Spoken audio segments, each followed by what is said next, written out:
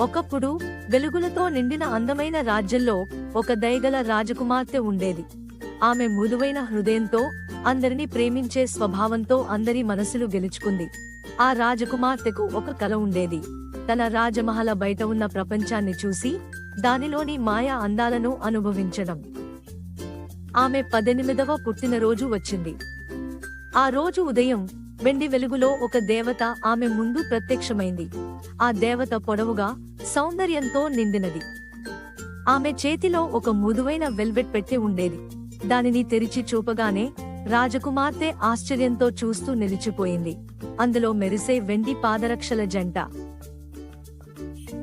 ఇవి మాయా పాదరక్షలు అని దేవత చిరునవ్వుతో అంది. నీ హృదయం కోరిన ఏ ప్రదేశానికైనా ఇవి నిన్ను తీసుకెళ్తాయి. కానీ గుర్తుంచుకో, నిజమైన మాయం దయలో ఉంటుంది.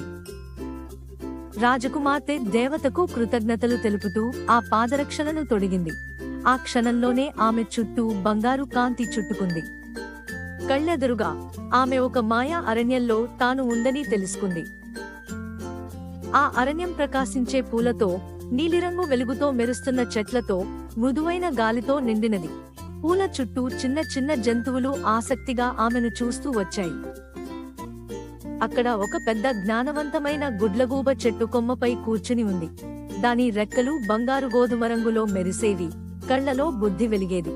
రాజకుమార్తె అని అది సాంత్వనగా అంది, నీ దయను నిరూపించిన తర్వాతే ఈ అరణ్యపు మాయను పూర్తిగా చూడగలవు.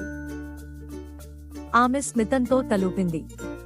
ఆ సమయాన పక్కనే ఓ చిన్న పక్షి నొప్పితో ఏడుస్తూ కనిపించింది. ఆ పక్షికి ఒక రెక్క విరిగిపోయింది. రాజకుమార్తె